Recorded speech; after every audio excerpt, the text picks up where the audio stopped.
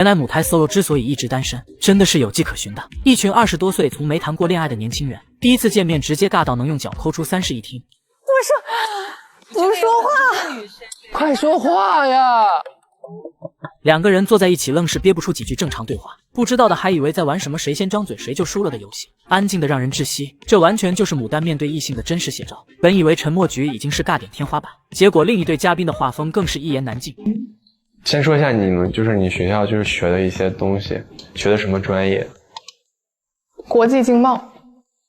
原来跟我们专业一样，咱聊点专业相关的。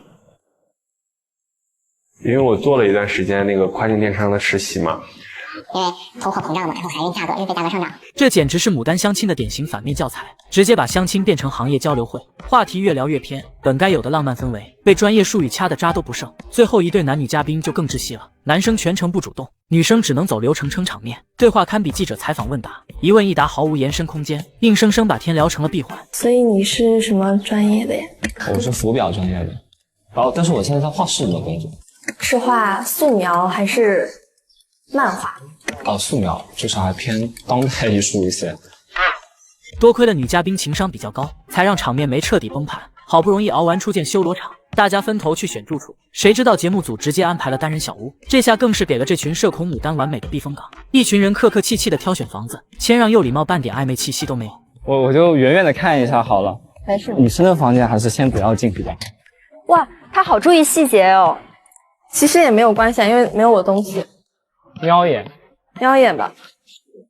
本以为分完房会有人主动串门拉近距离，可不管男生还是女生，全都安安稳稳待在自己屋里，没有一个人想着出去和别人互动，一个个巴不得在房间待到结局。我住这地儿太好看了，我给你看一眼。所以他们就完全呈现了他们自己很自在的常规的状态。我就看到，有人就开始看动漫了，一个人的时候就很嗨。果然，比起绞尽脑汁和异性社交，还是一个人待着最舒服。这大概就是母胎单身的快乐吧。直接把相亲节目过成了单人度假，就连节目组精心设计的风铃挂心浪漫环节，放在他们身上也完全失效。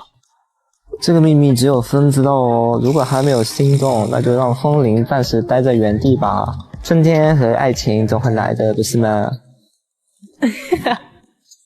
谁写的？这是非主流，伤痛文学。别人恋综里用来传递心动的名场面，到了这群牡丹这里，直接变成了锐评现场，浪漫 DNA 完全没点亮。本以为第一天尴尬只是因为大家放不开，没想到第二天集体出门活动，男女嘉宾依旧泾渭分明，中间隔的距离能再塞下一个节目组。他们好明显的分成两波，隔了一座山，他们之间。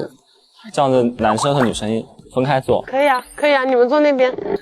很在意这个。我觉得他们真的很像就学生时代的那种男孩子，38线。恋爱综艺硬生生搞成了男生女生分赛道活动，学生时代刻在骨子里的男女38线，到了20多岁硬是还没擦掉。就算有新女嘉宾加入，男嘉宾们也全程只专注任务，眼里根本没有社交和心动的念头，拍照都只跟兄弟凑一块。咱仨在这站着对着拍一张吧。我要在最左边。这姐姐能帮我们拍一张？好。按往常恋综套路，这时候该特写女嘉宾的失落，可这档节目里的女生独立又洒脱，半点委屈模样都没有。主打一个你不主动我也不将就，导演做梦也想不到一个相亲节目会呈现这种效果吧。你等一下，等我们扶你一下。没事。不是，我不用，哎呦我的妈呀，不用。整期看下来，真的让人忍不住感叹，这哪是相亲，简直是来处纯友谊的。暧昧是什么，全程查无此物。最后节目组实在没辙，被逼的只能临时补充强制规则。他有个要求是日常出行必须是双进双出。为了让这群母胎 solo 正常谈恋爱，节目组也是真的拼尽全力了。